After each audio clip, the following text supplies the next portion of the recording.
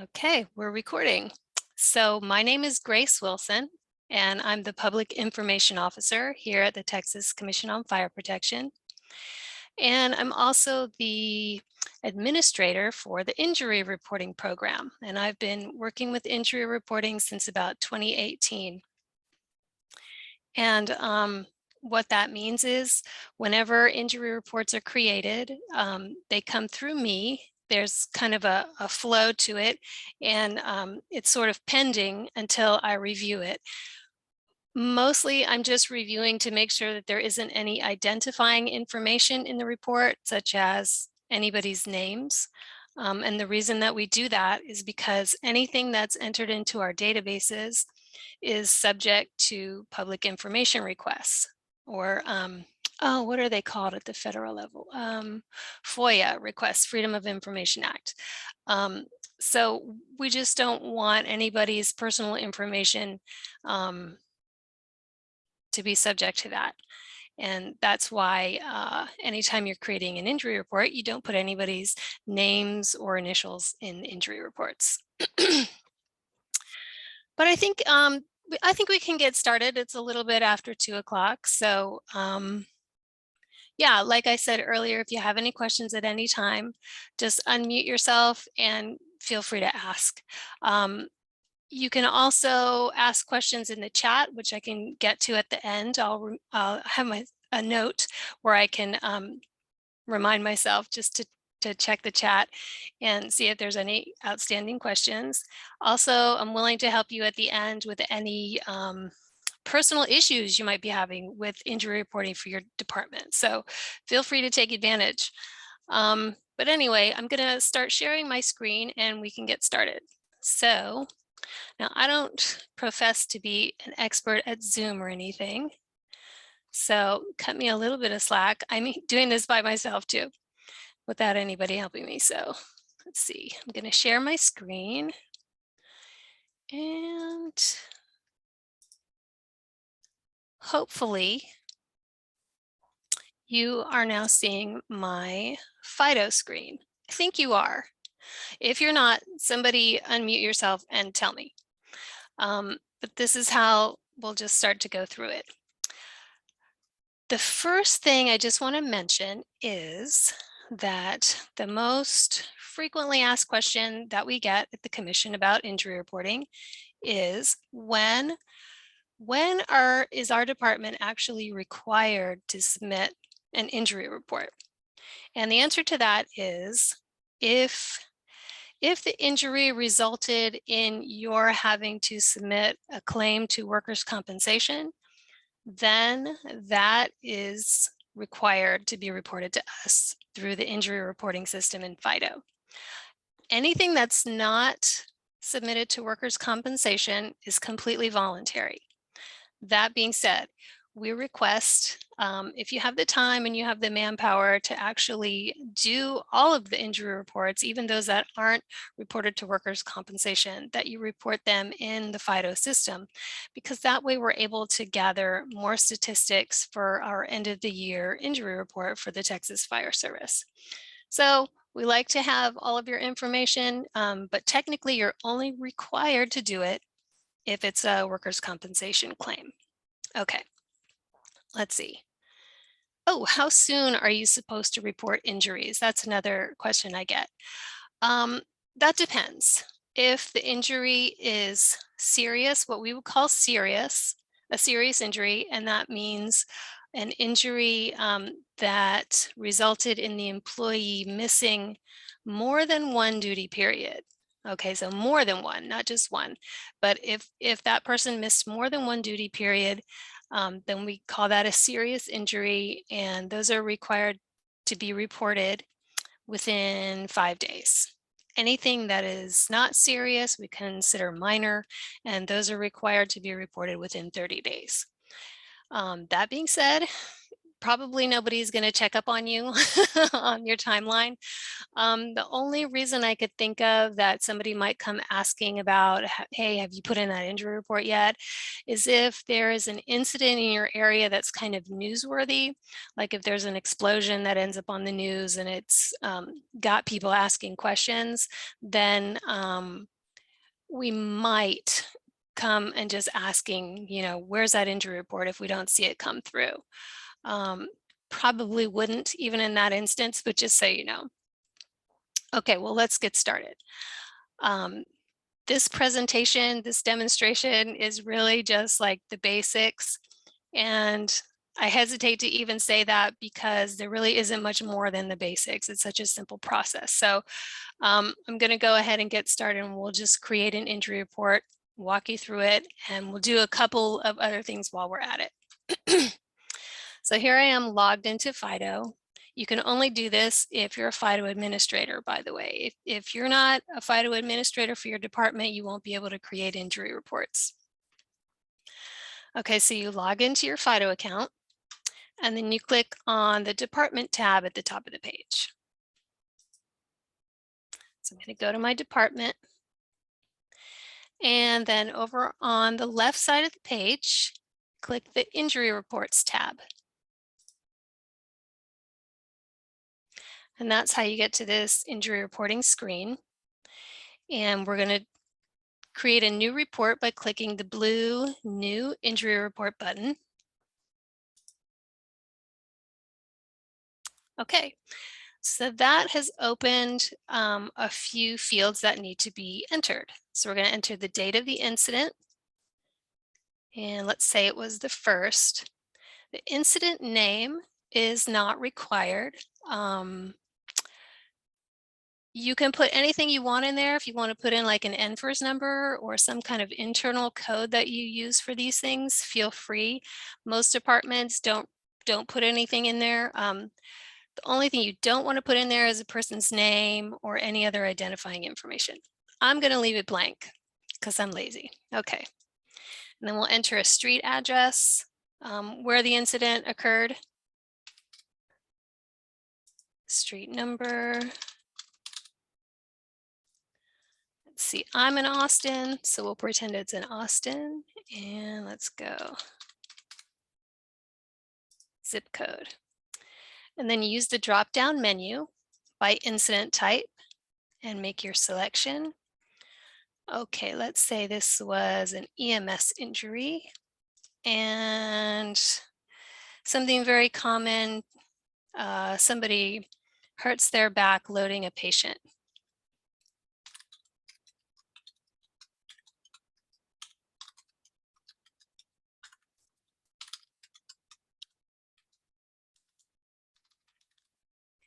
And then down at the bottom, you click the green Create button. And there, really the first half of your injury report has been created. It assigns you an injury report number at this point, but you're not quite finished. If you try to finish right now, then it's always going to come up as pending or still open in your monthly reports. So I'm going to click the green OK button. And as you can see, all of those fields that we just entered populated this detail side of the page. Now we need to enter an individual to go along with it. So I'm going to click the green plus sign over here on the right side of the page. And that opens up all of these fields that need to be entered. So we'll put in the person's age. Let's say it was a 36-year-old male full-time employee. Not a fatality, so I won't check that box. Didn't go to the hospital. Didn't miss more than one duty period. There was no failure of his PPE or pass device. No failure to comply with the TCFP regulated SOP. So then over here in activity, we use the drop-down menus. So it was EMS. And let's see. What did I say it was? Lifting moving patient. Okay. And then here you can select either an exposure or an injury or you can do both. I'm just going to input an injury. So I'm going to click this little green plus sign, and that will open up a few more drop-down menus. Let's see. So I said it was a hurt lower back. So it's a skeletal injury and a strain or sprain. Let's see, the back, and we'll do lower back. And then I'm going to click the blue add button. And there you can see this injury was added. Not quite finished now. To complete the injury report, I click the next blue add button. And there it is. Now your injury report is complete, and then it'll automatically come through my desk. And I'll review it just to make sure that you didn't put any names in there, and approve it, and it'll be good to go. Now, what happens if you actually do put somebody's name in there? Hopefully I catch it and I just take it out. I'll usually replace it with the word employee.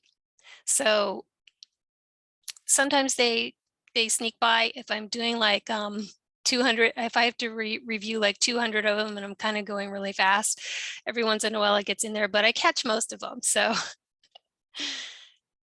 no need to put any names in there unless you just want to mess with me. Okay.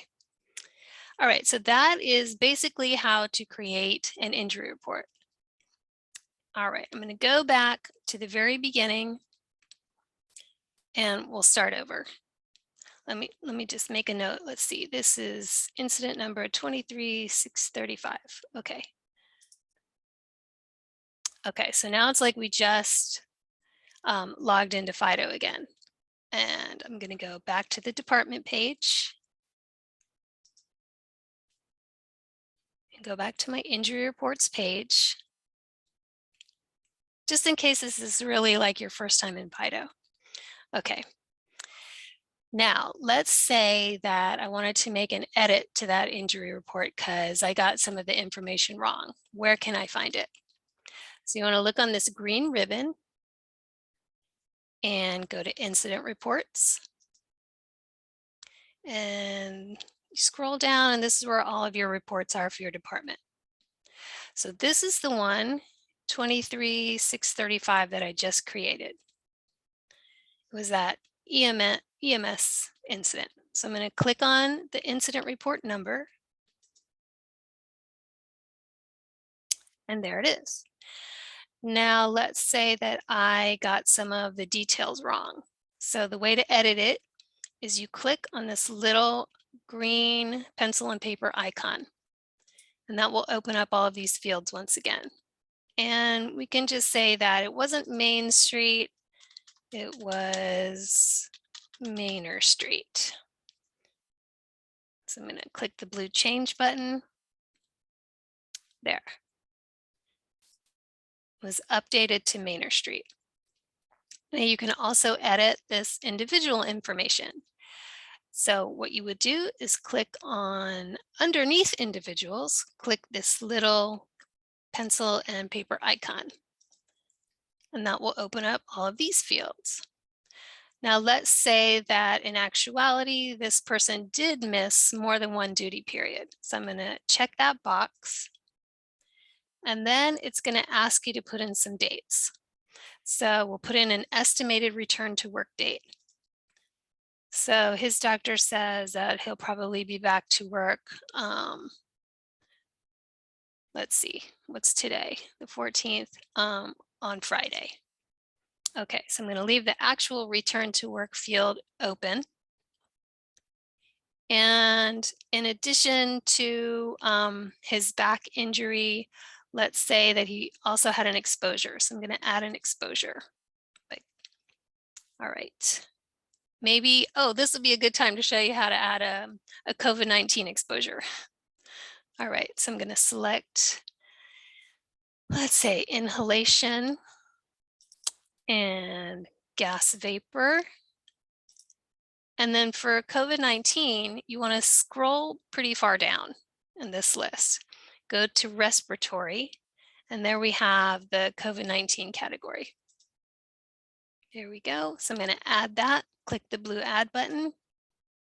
And now you can see that we have this exposure as well as his back injury. And I'll just put a little bit of information in the narrative, not required, but let's just say he was moving a patient who had COVID-19. Okay, then click the blue change button. And now you can see that the report was updated. Over here, you can see that the exposure was added, and also that this return to work date was added. Now, the thing that's different about this one is that this bar at the top of the individual information is now red. And basically that means that the report is going to remain open. It won't close until you enter an actual return to work date. But we don't have one at this time because he hasn't come back to work yet. So we'll just leave it like that. And then you can come back and edit the report and put in your return to work date once you have it. Okay, so now I'm going to go back out to the individual page once again, as if I've just logged into Fido. And I'm going to go back to that injury report and add in that actual return to work date. So go to my department page, click on injury reports. And then in this green ribbon, I'll go back to the injury reports tab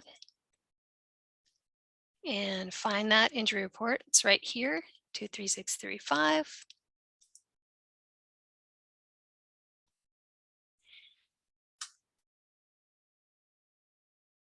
Okay, well, that was glitchy. The exposure is in there, and the injury is in there, but the return to work dates are not in there.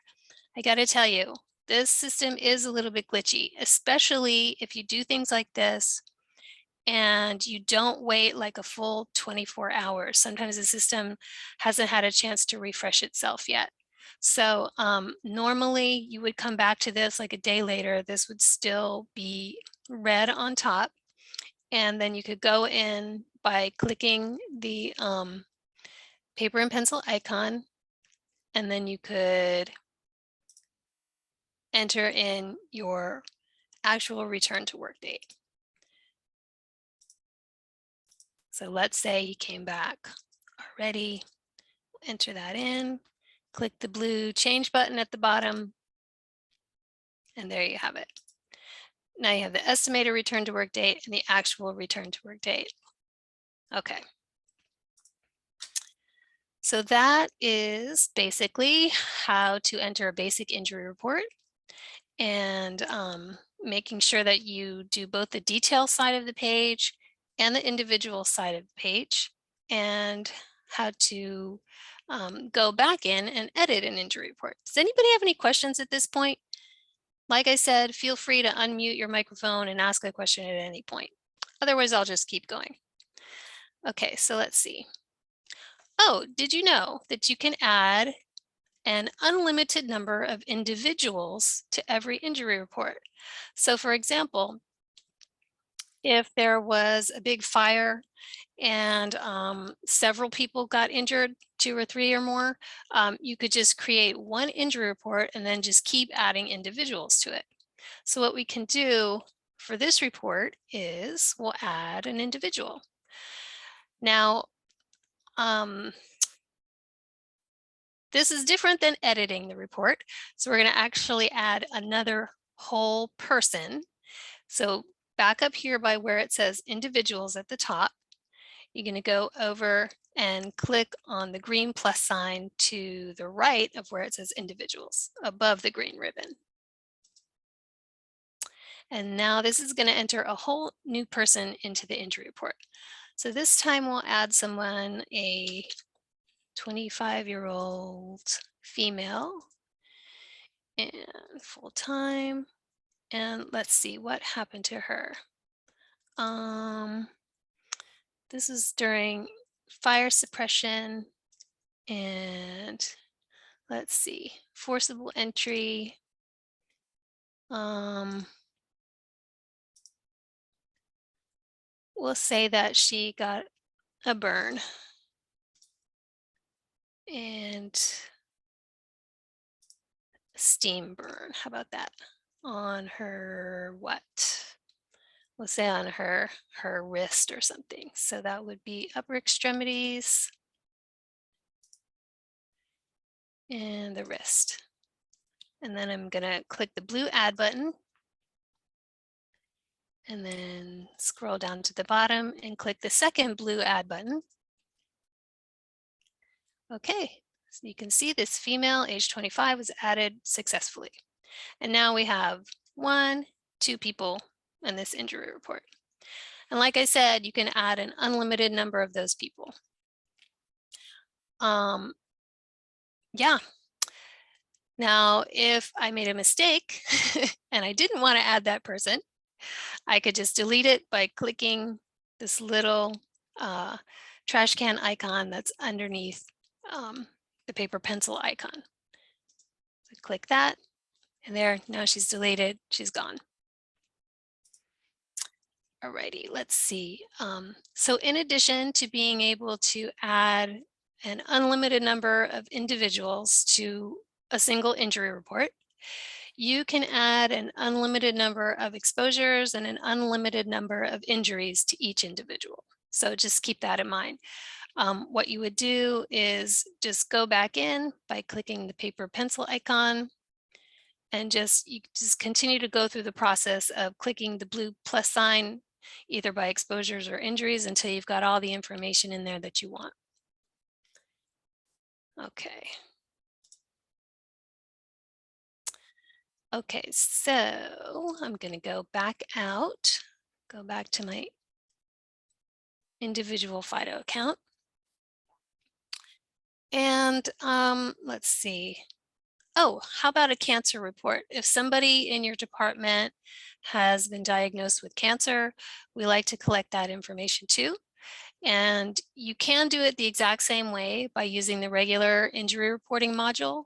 The other thing you can do is use a special cancer reporting module, which is slightly easier. It's less fields to fill out. So I'll show you where that is. So you go to your department page, click on your department, back to the injury reports tab over on the left. And then on this green ribbon, click where it says cancer reports. Okay. And from here, over on the right side of the page, you can add or edit a cancer report. The date of the diagnosis, we'll enter that first. Let's say it was the 10th. And it was a 55-year-old male. Let's say we can do, yeah. Oh, show you so you can see that cancer that originates at the stomach, colon, rectum, skin, prostate, testes, or brain. And was this fatal? No.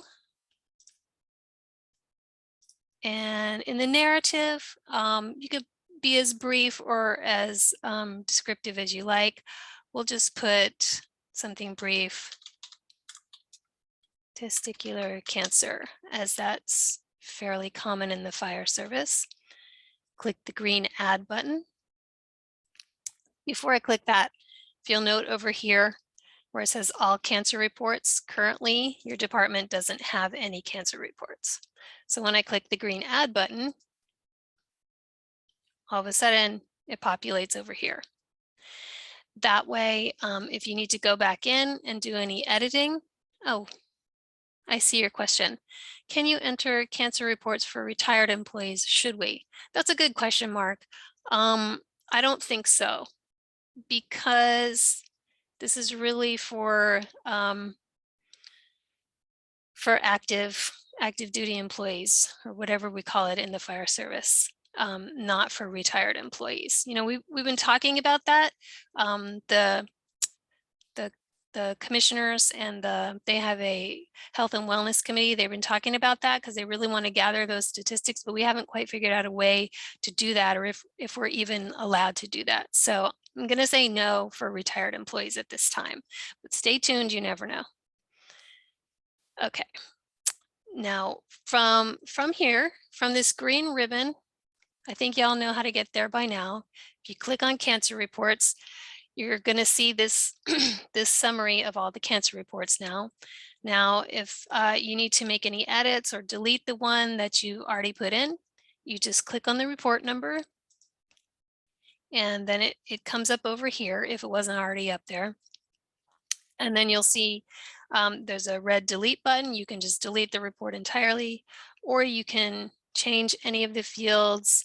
Maybe I got his age wrong. He's not 55, he's 45. And then we'll just save that. And then you can see over here on the all cancer reports that his age was updated. But yeah, that's very easy to just go in and click that red button and delete the cancer report. And let's see. Another thing that I wanted to mention is what if your department doesn't have any injuries in a certain month? So what do you do? What you can do, because let's start from the beginning. Go back to my individual page. Go to your department and then click on injury reports. And it automatically takes you to this monthly summaries page. So you can see how many injury reports you might have had for the month of July. We submitted one report, there were 2 injuries, okay? These months that are in red, that means that we didn't add any injury reports during that month. And the system is basically prompting me to confirm that there weren't any injury reports. So all you have to do if you didn't have any injury reports for a month is just click on the confirm button for that month. And then that way we know for sure that there weren't any injuries. You don't really have to. I mean, it's not a requirement that every department use this confirm sort of situation, but it does kind of just help us to know at the end of the year when we're doing the annual injury report that our numbers are more likely to be true, instead of somebody who just like hasn't logged in to FIDO for 6 months and done any injury reports, and then they're going to come back later and do it. So if you can confirm just by clicking the red button, then you'll see that your months will turn to green, and that way we know for sure that there aren't any injury reports in that month. Now, if you find that you have done that, and then you actually need to go back in and enter an injury report, that's totally fine. It's no big deal. Just add your injury report as usual, and it will populate on the screen, your monthly summary screen for you. Okay, so that's how you do no injuries. Let's see what else I had planned to show you guys. Let's see, a little bit of troubleshooting. The most frequent question I get is for help is that, they can't figure out why their injury report won't close. What's happening. So sometimes it is just a glitch, and you can send me an email if you just can't figure it out and you're tearing out your hair. Why won't this injury report close? Send me an email and we'll fix it on our end. But a lot of times what it happens to be, it's that incident where you have entered the person who was injured or exposed missed more than one duty period. So you checked that little box in the injury report that says that they missed their duty periods, and you forgot to come back and enter the actual return to work date. So that's the first thing I would check. The other thing that sometimes happens is, especially if you're in a very small department and you hardly ever do injury reporting because nobody ever gets injured. So like the one time that you you go to do it, it's been a year since you've done one, and you fill it in, and you get to that part where you filled out the fields on the left side of the page, those detailed fields, like the person's or the date that it happened and the address where it happened.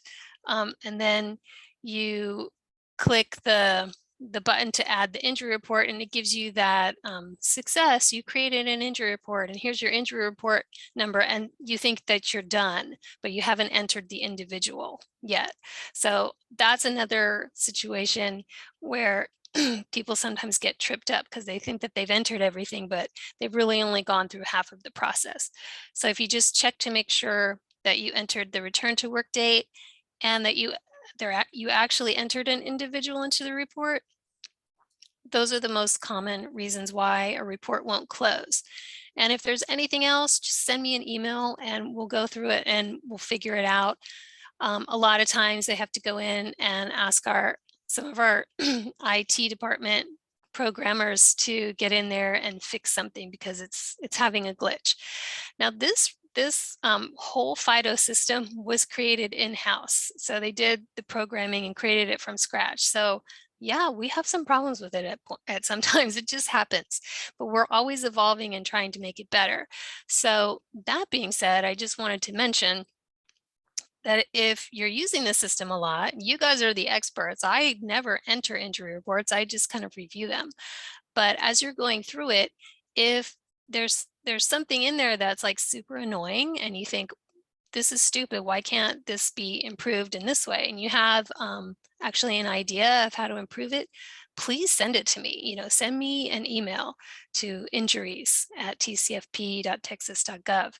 And we love to get suggestions and feedback like that, because if we can fix it, we will. This was created in-house, so they go in all the time and make little tweaks and changes and upgrades and fixes. So anytime you have any good ideas to make this a little bit easier on yourself and on everybody else putting in injury reports, we want to hear about it.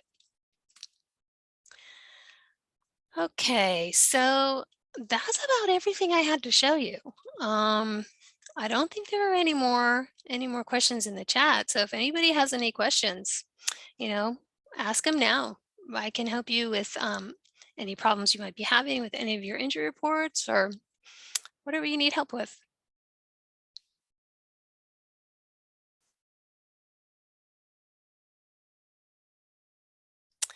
And actually, this is about as long as it took. Oh, there's one. Back to the COVID. What if it's just an exposure? So Kimberly, do you mean like just an exposure? Oh, how do we enter the injury section? Oh, okay. Yeah, okay. Let's do it. It'll be real quick. We'll do a new injury report with just a COVID exposure. All right, so enter a date. 55. We'll go to Austin Street and be in Amarillo this time. And let's see, somebody was doing an EMS run and they were exposed to a patient with COVID-19. Okay, I'm going to click the green create button. Very good. And now we'll enter the individual information. Click the green plus sign. Okay, so you fill out all these fields, right? Well, I guess I should just do it. Let's see, it was a 30-year-old female this time. She's part-time and she had to miss duty periods, of course, because it's COVID and she had to probably quarantine. Okay, estimated return to work. So if this was the date of the incident, maybe 2 weeks. Let's go like that. So there's no injury, but there's just an exposure. So you click the green plus sign by exposures. You enter your exposure information. Scroll down to respiratory. There we go. Click the blue add button. And then click the second blue add button.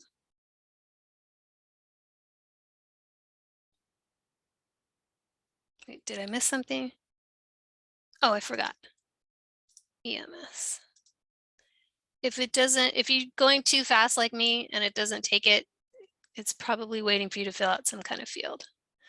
Moving patient. Okay, so we just have an exposure, no injuries. Should work this time. Gonna click the blue add button at the bottom. There you have it. And this should remain red until I come back in and enter the actual return to work date. And that's how you do it. So every injury report needs to have either an exposure or an injury. It can't have both. It can't have multiples of both, but it has to have one or the other. It doesn't have to be an actual injury. It can just be exposures. I hope that answers your question.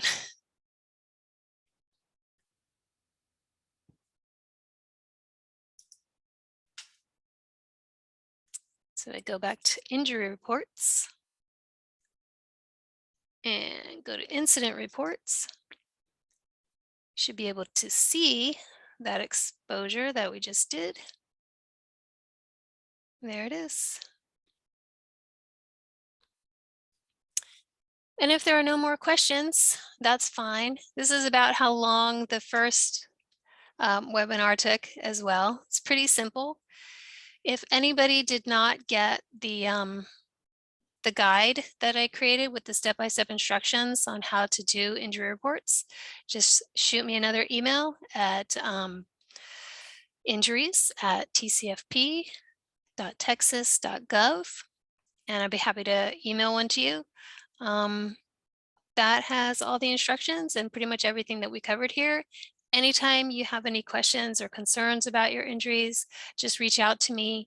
I'm happy to help you with whatever you need help with. And if there aren't any more questions, we can end this meeting. Feel free to leave if you're ready, but I'll probably end the meeting in another 15, 20 seconds unless I hear from anybody else.